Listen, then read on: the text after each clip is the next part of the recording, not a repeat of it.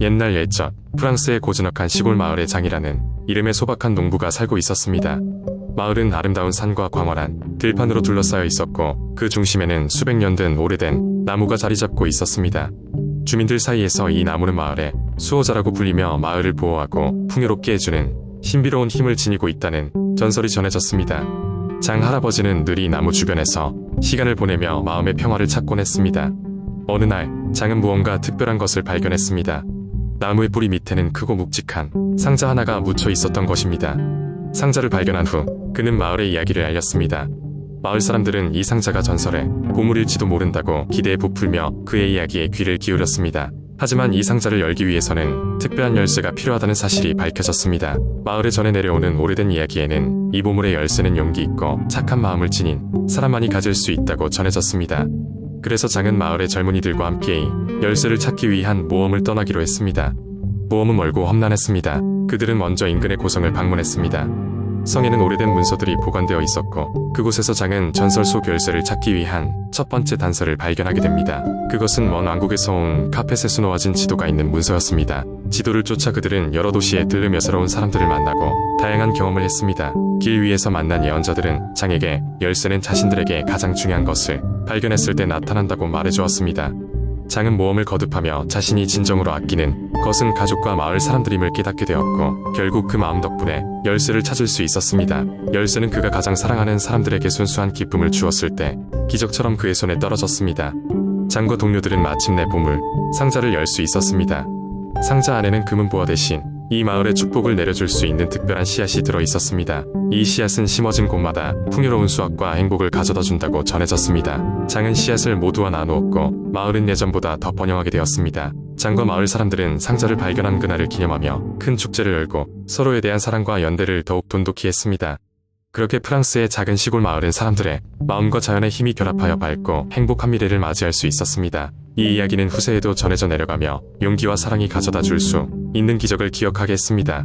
두 번째 이야기, 옛날 옛적 프랑스의 한 작은 마을에는 하루 종일 비가 내리고 어둠이 가득했습니다. 이 마을은 전설적인 색채 마법사 앙투안에 의해 지켜지고 있었는데 그는 온갖 색채로 가득 찬 빛을 만들어 사람들이 행복하게 사는 세상을 유지하곤 했습니다. 하지만 어느 날 질투심 많고 사악한 어둠의 마녀 누아즈가 나타나 마을의 모든 빛과 색채를 빨아들였습니다. 마을 사람들은 공포에 질렸고 앙투안은 어떻게든 이 문제를 해결하고자 결심했습니다. 그리하여 앙투안은 마을을 떠나 빛의 원천을 찾으러 먼 여행을 떠났습니다. 그는 이 여정 동안 다양한 마법, 생물들과 만나게 되었습니다. 알프스 산맥을 넘는 길에 그는 희고 아름다운 유니콘 한 마리를 만났습니다. 그 유니콘은 말을 할 수 있었고 앙투안의 용기와 신념에 감동하여 그에게 강력한 무지개빛 마법을 부여했습니다. 이제 조금 더 강해진 앙투안은 계속해서 여행을 했습니다. 그는 빛나는 호수의 여신을 만나 그녀의 무한한 물빛 마법을 배웠고 한낮의 사막에서 금빛 사막 정령과 함께 시공을 넘나드는 황금빛 모래시계를 찾았습니다.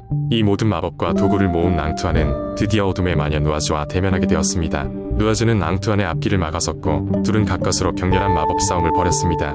누아즈는 어둠의 힘으로 그의 빛을 모두 빨아들이려 했지만 앙투안은 유니콘의 무지개빛과 호수 여신의 물빛 마법으로 그녀에게 맞섰습니다. 마지막으로 그는 사막의 모래시계를 사용하여 시간의 흐름을 거슬러 올라가 마녀가 빛을 훔치기 전으로 돌아갔습니다. 그렇게 세상이 다시 환하게 밝아졌고 누아즈는 사라졌습니다. 앙투안은 마을로 돌아와 사람들이 밝고 환한 일상을 되찾을 수 있도록 도왔습니다. 프랑스의 모든 지역에 색과 빛이 넘쳐나고 사람들은 다시 웃음을 되찾았습니다. 이후로도 앙투안은 그의 배운 마법을 사용하여 얹고 위험에 처한 사람들을 돕기로 했습니다. 이 이야기는 오늘까지도 프랑스 사람들 사이에서 전해지며 빛과 색채의 마법이 언제나 우리 곁에 있음을 상기시켜주는 이야기로 남아 있습니다. 세 번째 이야기, 옛날 옛적 프랑스의 깊고 울창한 숲속에는 마법이 가득한 숨겨진 마을이 있었습니다. 그 마을의 이름은 라퓨용으로 이곳에서는 인간과 마법, 생물들이 평화롭게 공존하였습니다. 이 이야기는 라퓨용 마을에 살고 있는 어린 소녀 클레어와 그녀의 놀라운 모험에 대한 이야기입니다. 클레어는 파란 눈과 긴 금발머리를 가진 호기심 많은 소녀였습니다. 그녀는 항상 숲을 탐험하며 책에서 읽은 마법과 모험 이야기를 현실에서 찾아다니곤 했습니다. 어느 날 그녀는 마을 어귀에 있는 오래된 도서관에서 마법의 책을 발견하게 되었습니다. 책 속에는 전설적인 생물들의 행적과 숲의 비밀을 풀 수 있는 단서들이 적혀 있었습니다. 책을 읽던 중 클레어는 숲의 가장 깊은 곳에 있는 고대 나무의 비밀에 대해 알게 되었습니다. 바로 설퍼의 오크라는 나무로 이 나무는 매 100년마다 특별한 마법의 꽃을 피워 세상의 균형을 유지한다고 했습니다. 하지만 최근 들어 숲의 동물들이 노래를 잃고 나무들의 색이 바래고 있다는 소문이 돌고 있었습니다. 클레어는 이 문제를 해결하기 위해 친구인 꼬마 요정 피에르와 함께 모험을 떠나기로 결심했습니다. 피에르는 작은 날개를 가진 요정으로 숲의 모든 길을 알고 있었습니다. 두 친구는 시간이 지날수록 위험이 가득한 숲의 중심부를 향해 탐험을 시작했습니다. 그들은 날카로운 가시덤불을 지나고 깊고 험한 계곡을 건너며 자신의 용기를 시험받았습니다. 그러던 중 그들은 악랄한 마법사 발몽트와 마주치게 되었습니다. 발몽트는 여러 해 동안 숲의 비밀을 차지하려 했지만 번번이 실패했고 이제는 고대 나무의 마법을 자신의 것으로 만들려 하고 있었습니다. 클레어는 발몽트와의 치열한 대치 속에서도 결코 포기하지 않았습니다.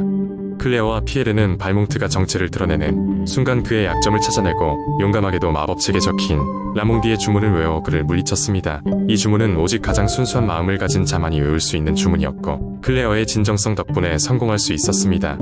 이제 숲은 다시 안정되었고 설퍼의 오크는 아름다운 마법꽃을 피워냈습니다. 클레어는 그곳에서 작고 빛나는 씨앗을 발견했고 그 씨앗은 새로운 시작과 희망을 상징하는 것이었습니다. 그녀는 씨앗을 마을로 가져가고 마을의 모든 사람들에게 숲과 마법의 조화로운 공존이 얼마나 중요한지를 일깨워 주었습니다. 클레어의 모험은 마을 사람들에게도 전해졌고 그녀는 마을의 영웅이 되었습니다. 그리고 매년 그날이 되면 라퓨용의 사람들은 숲으로 가서 그들의 친구인 자연에게 감사의 마음을 전했습니다. 클레어와 피에르는 언제까지나 서로의 가장 친한 친구로 남아 언제나 새로운 모험을 찾고 있었습니다. 그들의 이야기와 용기는 세대를 넘어 라퓨용의 전설로 전해지게 되었습니다. 네 번째 이야기, 옛날 옛적 프랑스의 깊은 숲속에 빛나는 영혼의 숲이라 불리는 신비로운 장소가 있었습니다. 이곳은 밤이 되면 나무들이 환한 빛을 발하며 춤을 추고 별들이 나무 사이로 내려와 속삭이는 희귀한 곳이었습니다. 이 숲에는 특별한 마법이 깃들어 있었는데 이는 숲의 중심에 있는 빛나는 영혼의 샘에서 비롯된 것이었습니다. 이 샘은 순수한 마음을 가진 사람에게만 그 모습을 드러내며 그 물을 마신 자는 마음의 소원 하나를 이룰 수 있는 힘을 얻을 수 있었습니다. 이 숲의 이야기는 먼 곳까지 퍼져나가 많은 사람들이 숲을 찾아왔습니다. 그러나 대부분은 그 빛나는 영혼의 샘을 찾지 못하고 돌아갔습니다. 어느 날 미르뷰라는 소년이 이 이야기를 듣고 숲을 찾아가기로 결심했습니다. 그는 어려운 형편에서도 항상 긍정적이고 따뜻한 마음씨를 가지고 있어 사람들에게 사랑받는 소년이었습니다. 미르뷰는 여러 날을 걸어 숲에 다다랐습니다. 숲에 들어서자 그곳은 정말로 전에 들은 것처럼 아름다고 신비로웠습니다. 그러나 밤이 되자 숲은 전혀 다른 모습으로 변했습니다. 나무들이 반짝거리고 공중에는 영롱한 빛의 나비들이 날아다니며 환상적인 장관을 만들어냈습니다. 미르뷰는 그 순간 이곳이 얼마나 특별한지 다시금 느끼게 되었습니다. 그는 마음속 깊이 간직한 소원을 이루기 위해 샘을 찾기로 했습니다. 숲의 나무들은 저마다 다른 방향으로 그의 길을 안내하려 했으나 미르뷰는 자신의 직관을 따라갔습니다. 그는 숲속 깊은 곳으로 들어갔고 얼마 지나지 않아 드디어 빛나는 영혼의 샘을 발견하게 되었습니다. 샘은 푸르스름하게 빛나며 자그마한 웅덩이 속에서 맑고 밝은 물이 끊임없이 솟아오르고 있었습니다. 미르뷰는 샘 앞에 무릎을 꿇고 마음을 가다듬었습니다. 그는 자신이 가장 바라는 것이 무엇인지 생각했습니다. 가족의 행복, 친구들의 건강, 그리고 세상의 평화까지 떠올렸으나 무엇보다도 그가 진정 원했던 것은 자신의 고향 마을 주민들이 더 나은 삶을 사는 것이었습니다. 미르뷰는 소원을 빌고 샘의 물을 한 모금 마셨습니다. 그리고 서서히 눈을 감았다 떴을 때 숲은 다시 이전의 평화로운 모습으로 돌아와 있었습니다. 하지만 미르뷰의 마음속에는 빛나는 영혼의 샘과의 약속이 담겨 있었습니다. 그는 그 후로도 꾸준히 자신과 타인의 행복을 위해 노력했고 그의 고향 마을은 점점 더 번영하게 되었습니다. 사람들은 미르뷰를 통해 숲이 품고 있는 진정한 마법이 실현될 수 있음을 알게 되었고 그를 영웅으로 여겼습니다. 그렇게 빛나는 영혼의 숲은 사람들의 마음속에 전설로 남았고 숲을 찾는 이들에게 한결같은 메시지를 전해주었습니다. 그것은 바로 순수한 마음과 선한 의지가 가장 큰 마법이라는 진리였습니다.